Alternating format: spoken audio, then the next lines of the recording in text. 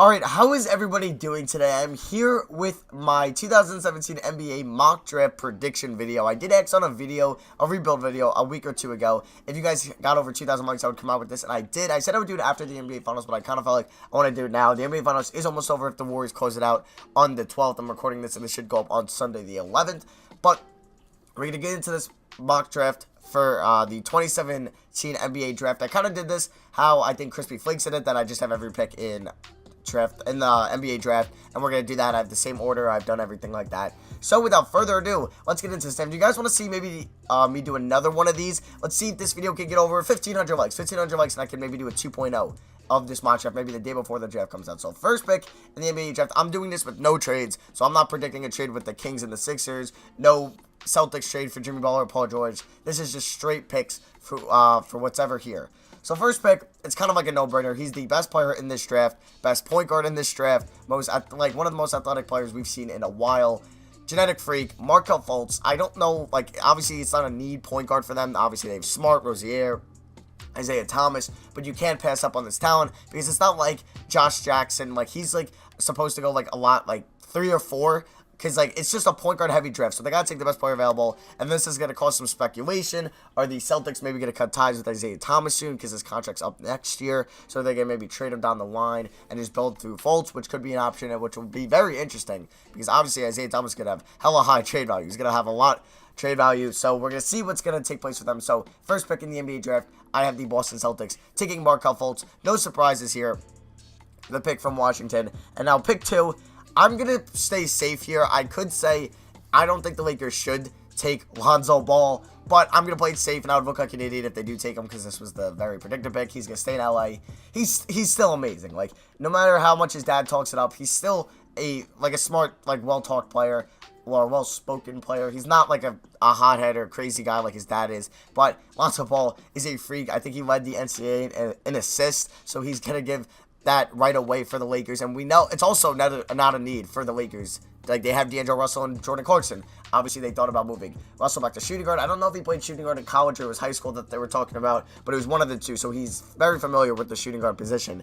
And they've talked about either trading D'Angelo Russell, which would be very interesting too. I would love that to see maybe D'Angelo Russell or, like I said before, Isaiah Thomas being traded in the NBA. That would just be very interesting, and I would love to see that happen. I'd love to see big trades happen, so like any other normal fan. So I'm going to take Lonzo Ball here, the Lakers, number 2. It's the predicted pick. It's their top point guard on their board. Obviously, they love the connection. He just played in Los Angeles and him staying here. So I have Lonzo Ball going to the Lakers. Pick 3 here, which could go a couple ways. I had 2 players that I'm debating here, and I think I'm going to go with the small forward. You guys can probably already guess who it is. I've heard that the Sixers want to play Ben Simmons at the point guard. From my perspective, I don't think they should do that. I think they should play him at small forward, but they have him playing, or there's been a rumor that he's going to play point guard, and that would not really make sense for them to take De'Aaron Fox, who I think they should take, and play Simmons at small forward. So that would mean they have their point guard in Simmons. They'll probably try to find a shooting guard for agency or something else in the draft. Small forward, Josh Jackson. Power forward, I guess Saric, and then center would be Embiid. That's a pretty good starting lineup. We don't know. I think they should trade Okafor soon, find a trade for Jahlil Okafor. They can find a good backup center if they want a free agency. That doesn't have to be Okafor, because when his contract's up, he's not going to come back, or he's going to ask for a crap ton of money. So that's besides the point. I have Josh Jackson, one of the best defensive players in this draft, could be arguably the best defensive player in this draft, would provide such great athleticism at the 3 position for them. And yeah, for the next 15 years, he would just be a cornerstone there at small forward with Ben Simmons at point and center and Joel Embiid. And then you can't forget how good Saric was this year, and he would be the 4. So this would be just another great addition to what could be an amazing Philadelphia 76ers dynasty if everything goes well for them with all the young talent they have. So pick 4 here. Next upcoming, the team that kind of got screwed the most in this draft, the Phoenix Suns. So the Phoenix Suns, I think, had the number 2 odds or the number 3 odds, one of the 2. I think it was the number 2 odds, and they dropped down to 4. So De'Aaron Fox is a possibility, but they already have a very good point guard in Eric Bledsoe. I know his contract's up soon, so they could be like, damn, Fox is here. They could maybe trade the pick, but I feel like they're going to go with a more need-based pick than best player available. And honestly, there's been a debate on who's the better small forward, Jason Tatum or Josh Jackson. I think I personally like Jason Tatum more. I know I'm a UNC fan. He's a Duke player. I hate him for that, but I really love his game. I think he's already an NBA ready player. and he could fill a great role. Like, yes, they do have TJ Warren, but we know TJ Warren is not a championship caliber small forward on a team unless it was like a super team built around him. But obviously, he's not going to do any drastic change, and that's why he'd be very good off the bench. And I have them taking TJ Warren with a lineup of Bledsoe, Booker, Warren, and then Marquise Chris, and they just got to find that center position if Dragon Bender pans out, or if they're looking for agency, maybe throw a Max Steel at Nerlens Noel. We'll see. But Jason Tatum would provide just nice youth to that team. Honestly, like I said, he's an already NBA player, like ready talent player, however you want to say it. So yeah, pick 4, I have Jason Tatum. So pick 1, I had Fultz, pick 2, I had Ball, pick 3, I had Jackson, pick 4, I had Tatum. So 2 small forwards back to back, and then 2 point guards to start off. So pick 5, the Kings, they'd be licking, like they'd be just so happy right now at pick 5 when they see De'Aaron Fox here. Just imagine Fox and Hield for the next 15 years in Sacramento. That'd just be beautiful for them. They're just building the core, the backcourt is set. And yeah, so this is a no-brainer, I think, when they pick Fox and Hield. Like I said, the big great backcourt. They have nice young centers in Labissiere, they have Papagiannis, they have Coley Stein, and we'll see what they could go from there if they want to go for free agency. They also have the 10th pick. We're going to get to that later. So I have them no-brainer picking at number 5, De'Aaron Fox. All right, guys, so we're here at pick 6 with the Orlando Magic, who seem to be picking the lottery so much. We're such a talented team.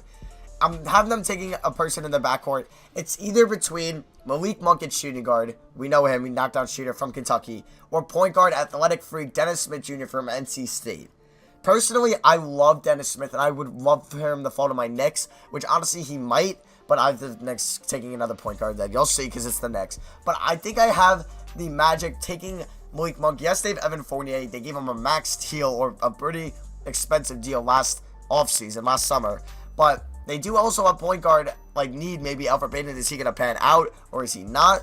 But I think I have them taking Malik Monk, kind of the best player available, not the most need-based pick here, but he's taking the best pick available. And guys, like, also, clarification, I'm no NBA expert. I'm no Nate Duncan, Zach Lowe. I'm no Chris Broussard. I'm no none of these guys, so don't hate on me too much. I would love to see your guys' predictions in the comments section below, so definitely let me know them down there. Yes, I'm very interested to see them. I'm going to read through all the comments and see what you guys would select, because right here at pick 6, I have no idea what they're going to do. I either Monk or Monk or Smith. Or some people are predicting either Jonathan Isaac, who, ironically, I have going here. So, I'll get, let me know in the comments what you guys think, because I would definitely love to hear them. So, pick 7 here, the Minnesota Timberwolves. I have them taking Jonathan Isaac as a power forward, not a small forward. He is 6'10". Some people say he could be 6'11". He's an athletic freak. Like, if you watch him play, an athletic freak from Florida State, and not like a most powerhouse college, even though they did have like Dwayne Bacon and Xavier Mays, but they were the best team, and they were like pretty solid with him this year. He could be a stretch forward, which is what the NBA is kind of becoming now, where every team's gonna need an athletic stretch forward to like run the floor, guard like 3 positions. So yeah, I have Jonathan Isaac here going at 7 to, I guess, complete the Timberwolves starting lineup, where they're gonna roll with Rubio, Zach LaVine when he's healthy, Wiggins, Isaac, and Towns, and we're going to see what that team could do next year. So at pick 7, I have the Timberwolves taking Jonathan Isaac. So like I said, to complete their starting lineup for next year. So we're going to see what they're going to do with him, how they're going to use him, what packages they're going to use him with him on the court or not. So pick 8 here, I have my New York Knicks messing up, because I think this is going to happen, because I expect the worst from them. Like, Dennis Smith, I love so much. I want the Knicks to take him. He's one of my favorite players in this draft class, and if he's there at 8, I would be like, please just take him. But, you know, Phil Jackson, he kind of likes his foreign guys, kind of like San Antonio. But yeah, I'm not picking Dennis Smith just because it's not what I want. So I feel like Phil Jackson's going to go complete other direction here, and I have them taking Frank Ntilikina. I'm pretty sure it's Ntilikina, maybe. I'm sorry if I'm butchering it if you're from France, because I know he played there. I don't know if he's from France, actually, so I'm sorry if I got that wrong. But I have the Knicks taking him here. They do need a point guard. They're not bringing back Derrick Rose, and if they did, I might just become, I might just watch the WNBA at this point. Actually, just kidding. Why would anybody ever want to do that? Okay, I'm rambling. So, for Ntilikina, they're probably going to let Derrick Rose walk. He'll take the starting role. They do need shooting guard. If Malik Monk was here, I'd also love that pick. But obviously, they have Courtney Lee there. Small forward, we have no idea what we're doing, or I should say they're doing with Melo. I don't play for the Knicks. I can't say we. Power forward, Porzingis, center, Hernan Gomez. So they do need point guard the most, so it's also a need-based pick, but it's also kind of like the best available players. Like him and Dennis Smith are obviously the 2 best players here left. So I have them taking Frank Ntilikina with the number 8 pick in the NBA draft. Alright guys, so here pick 9. This is also kind of like a fun predicted pick.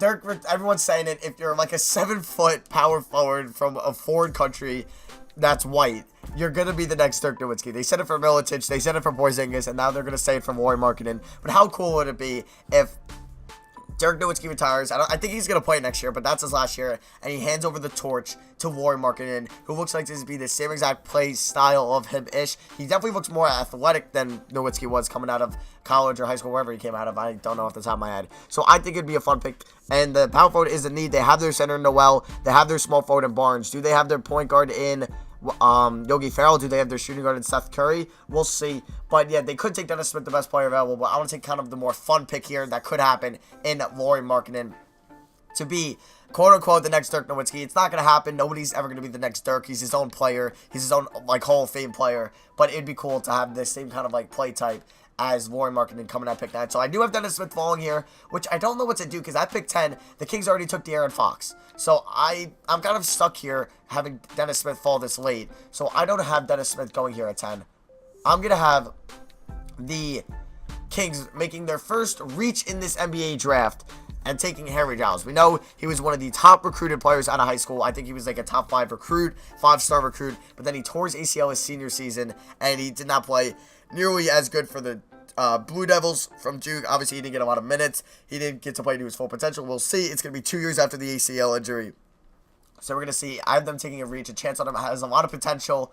But we're going to see, kind of reminds me of what Perry Jones was, but Perry Jones went a lot later, I think in like the 2013 draft or something like that. So I could be another pick, could be Zach Collins here from Gonzaga. That's also been a rumor, but I feel like it's the Kings. They do take a lot of chances and a lot of risks, and I have them taking Harry Giles at pick 10 to have their second pick in the top 10. All right, guys, so here's where I might get messed up. So I have Dennis Smith falling so far in the draft, kind of like where he's been projected. He's been projected top 6, but I have him falling to 11 now.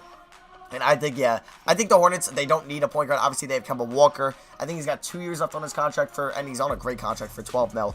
Will he resign and want to stay, I guess, average in Charlotte? Because I feel like they're the most stuck team in the NBA right now. Like, they really have no bright spots besides Kemba Walker. Like, they drafted, not a bust in Cody Zeller, but that was definitely not the number 2 pick worthy. Frank Kaminsky, I've heard they got 3, like they had 3 first-round picks incoming from Boston they couldn't take, but they wanted Frank Kaminsky, so they took him. We'll see, like he's not really a great standout. Michael Kidd-Gilchrist at pick 2, not living up to pick 2 hype. So like they have made a lot of missed picks. So I feel like you're Dennis Smith, you're taking the best player available. Don't mess it up. Don't take somebody that like would not work out. Don't take like a Terrence Ferguson, Oge Anugby. That could be a risk for you guys, or a John Collins, something like that. So I have Dennis Smith going here at number 11. It's probably my most controversial pick. But I feel like the Hornets, they're going to take best player available, like kind of like no matter what here, or like they should at least. This is what I would do. All right, guys, so here at pick 12, I'm the Detroit Pistons taking a big man because there's been rumors, there's been a highly, I guess, like, talked about rumors that Andre Drummond could be on his way out. They're exploring trades for him in this offseason. Yes, they would probably have loved it Dennis Smith fell to them because they could take a point guard. That would be really good. There's really nobody that they would take. Maybe Frank Jackson. I don't know if he returned to college. He might have at Duke, so I'm not sure. But I have them taking a big man in Zach Collins from Gonzaga. We saw what he could do. They made it to the dance. They made it to the championship game. Obviously, it was against my Torials. Yep. Just gotta get that out there because I'm gonna brag. But it's okay. Okay, get back to the draft here. So I have them taking Zach Collins. He can play power forward, which they do need. Like John Warrior is all right. Marcus Morris is really more of a small forward. So I have them taking Zach Collins here as their, I guess, power forward says center prototype. He's 7 foot tall. In the game it has him power forward. I don't know what he is in real life. But if Andre Drummond's on the way out, he could be a great, I guess, a piece to fill in there. So I have them taking Zach Collins from Gonzaga as the number 12 pick, and this would also be a big pick or a more need pick if Andre Drummond is definitely getting traded. Okay, guys, so here we have pick 13, the Denver Nuggets. I have them taking OG Anunoby. I butchered that name. I apologize. I'm going to say that now. I probably did not get that right. But I feel like this is going to be a more need pick. Like point guard, we know they have Emmanuel Mudiay. We don't know if he's going to be the future point guard or what they're going to do there. Shooting guard, they have Jamal Murray and Gary Harris. So they don't need really Terrence Ferguson at the shooting guard position or Donovan Mitchell. At small forward, Gallinari and Chandler, they're both probably, like one of them's going to leave. They're probably not going to bring both back. One's going to probably get a max deal from some other team, probably Gallinari. I don't know if they're both going to be free agents. I think they both might have player options or something like that. So one is definitely a free agent. I don't know about the other. Power forward, though, Kenneth Faried. Is he the future power forward? I don't think he is. Center, they have Jokic, they have Plumlee. But at power forward, they could, I guess, play Plumlee there, but they don't really need power forward. But I feel like small forward here, they're going to take a chance. I could have thought maybe John Collins from Wake Forest, even Red from Cal. They could do something there. Maybe Isaiah Hartenstein from Germany. I don't know if he's actually from Germany, but that's what the game has. But small forward, I have OG Anunoby going pick 13 to the Denver Nuggets.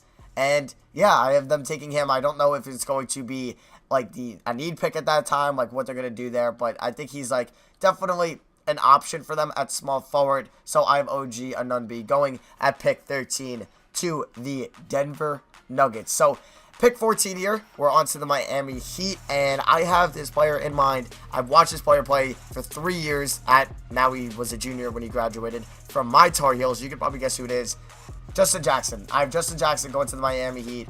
It's not, I guess, a need, and they do have, like, in the sense they do have Justice Winslow. But point guard, they have their point guard in Goran Dragic, who played phenomenal this year. And shooting guard, Dion Waiters, I think he's a priority for them. They're definitely going to try to bring him back. They also have Rodney McGruder, who is also kind of a bright spot for them. Small forward, Winslow, we know he's a great defensive player, but what can he do offensively where Justin Jackson could complement him and they could have like their offensive, defensive small forwards? And power forward, we know Chris Bosh is like, I think he forced to retire, so that could be a need, maybe a John Collins, something like that for them, and even Rab, maybe a Tony Bradley, something like that. And we know they have their center for the future, probably for the rest until he retires, in Hassan Whiteside. So I have Justin Jackson here going to be an offensive complement to Justice Winslow, who hasn't really shown too much on the offensive side of the ball. So that is going to wrap up my lottery predictions. I am going to be doing the rest of this on my second channel. So I'm going to finish up picks 15 to 30 on my second channel, and you guys can see that. So that will be the first link in the description.